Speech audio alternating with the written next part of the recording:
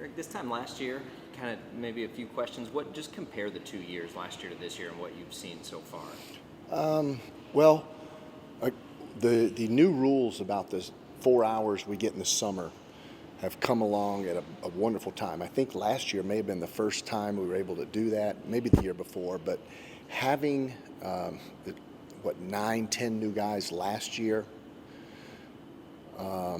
this year only having 5 or 6 is amazing. But being able to do the 4 hours was very beneficial, even though you didn't see it early in the season last year. Hopefully by the end of the season you saw some market improvement. Well, that doesn't happen unless you're able to practice a couple hours in June and July. So we're able to do that again this year. This group of new players, the 5 freshmen and 1 junior college player, I don't want to say they're smarter than last year's group. Last year's group was plenty intelligent and all that, but they have picked things up very, very well. Maybe we've taught it a little slower and a little more thoroughly, but this group, basketball-wise, has really picked things up well, and hopefully with adding their talent now and their understanding of what we're doing, you won't see quite as slow a start as we had last year. Last year was the youngest team I've ever had, one of the youngest in the country in terms of just lack of experience. This year's group, not nearly as young, but still young. We're talking 10 of our 13 players are freshmen and sophomores. Did those guys from last year, are they able to help the new guys understand what's coming, that they maybe got caught up on? Absolutely. Last year we had Marcus, and Marcus had never been put in a position to be the teacher, to be the leader, but he did a great job of that. It's one of the things that I'm most proud of with Marcus McDuffie and how he led that young group. Samaje, who didn't play, he made 200 minutes maybe the year before, and he's not a teacher. Samaje's not going to be much of a teacher, even though he's a wonderful young person and he became a pretty good leader. And then Asbjorn, who had played all of like 62 minutes as a freshman. That was our core returners last year. So they didn't have folks to lean on. This year, you have Jamarius Burton, you have Eric Stevenson, you have Dexter Dennis, Jaime Ichenike, Mo Udeze, and Poor Bear Chandler, all guys that were in their first year last year that now they know it. They don't know it like the back of their hand, but they understand it enough to help the new guys. This is what we do in transition. This is what we do on a dead ball. This is how we break a press. So we're way ahead. Last year you talked a little bit about how you were kind of teaching yourself again and teaching how to be a better teacher to these guys. But now that you are working with guys who know it, and you said some of these new guys, they're really easy to work with too. Do you as a coach feel a little bit better going into this season, and does it take a little bit of stress off of you when you're coaching in there? Yeah, it takes a little stress off because we've got some guys that you know how they're going to react to live bullets, if you will. I mean, you're out there in a game. You kind of know what to expect from Dexter Dennis or Jaime Ichenike. Last year, we just threw them in. They had never experienced Coke Arena. They had never experienced going on the road. They had never experienced college basketball. But not only are they experiencing it, their performance determines whether you win or lose. We have more guys now that we know what to expect when we get into a real competitive situation. Do you have a feel yet for where the points may come from? Samaje, Marcus are leaving behind. Like anybody stepping up now that makes you think, okay, this guy could be a big-time scorer? Well, I think that's a twofold question because I really don't know exactly who that's going to be, Jacob, at this point. But I do know that we have a lot of guys that can score the basketball. Jamie can score the basketball. Eric can score the basketball. Dex can score the basketball. Jamarius can score the basketball. And Mo and Poor Bear. So all of those guys, plus these freshmen, are very skilled. Grant and Noah and Tyson Etienne, the freshman guards. And then you've got DeAnthony Gordon as well as Josephat Belial.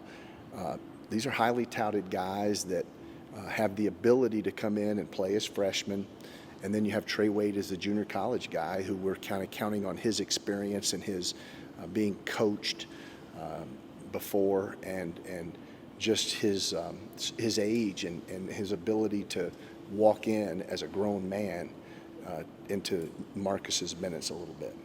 You talked about the older guys kind of helping out these freshmen that you have, but do you see those 5 freshmen maybe even pushing Dexter Dennis and Stevenson a little bit as well? I mean, they're a confident group because their talent has let them know over the years that they can compete. They're going to have to figure it out. They're still, making mistakes where sometimes early in the summer, as freshmen, they would either pass it or shoot it and forget to get back in transition, and now the other team just gets it and turns, looks up, and there's a guy behind the deepest defender in transition, and you just can't do that. I told him it's like if they're at all watch soccer, how many times do you see that goalie come out to the midfield and try to do something? No, he stays back because he knows he's the last line of defense. And in defensive transition, we call it deep is the deepest. You have to be deeper than any offensive player. Well, there was many times where we just weren't doing that. And to me, that's just a simple knowledge of basketball, and that doesn't really make sense with the intelligence I said that these freshmen play with, but they do. They just had to understand that you're not offensive rebounding as a point guard. You're always back between the top of the key and the middle circle and making sure that you keep everything in front. And at the very end, don't let them lay the ball into our basket or dunk it. Make them make a jump shot that's highly contested. Mo feeling good, everybody healthy? Mo's fine. We've had some foot injuries throughout the course of the summer. Late spring, Jaime and Asbjorn were kind of shut down for a while. They're fine now, as far as I know. Tyson Etienne as well as Noah Fernandez have had sprained ankles. Mo's shoulder is fine. He's really looking good. I think the only guy that was limited in practice yesterday, and we went for 2 hours, was Noah, and Noah's supposed to be back today. And if Mo's good, you guys will be in the front court. The bigs are going to be. Yeah, we have right? we have a lot of bigs, and we'll probably look to maybe redshirt someone in that position. But we have the wings. We should be okay there, and hopefully if these guards continue to come on as freshmen, we'll be fine at the guards as well. Anything else? Last question? No? I'll take one more. I'm looking for a good one. Let's see. Just kidding. I'm just kidding. First couple of days of practice, do you jump right in? You do some teaching. I guess how do you? No, we're ahead. We're ahead because of all the work we've been able to do this summer, and so we're way ahead of what we would be last year. I mean, not last year, but in the past, you did the Friday closest to October 15th, and you just went full bore, and you really didn't have them until then. So, I mean, we've got 70% of our system in, and it's September the 24th. So now it's a matter of backing off a little bit. We were using 1 hour 3 times a week and then doing the other hours for individual skill instruction. And it was like breakneck speed, and I was probably speaking too fast and wanting to get my point across and then practice a little bit. Now I can back off, and I've got to be smart because now when you go a lot in June and then you go a lot in July, there's very little time off. They get the 3 weeks in August when they go home, and they get a couple of weeks in late May, early June. But other than that, man, basketball is almost 365 now. So I have to make sure that they're not pounding themselves too much.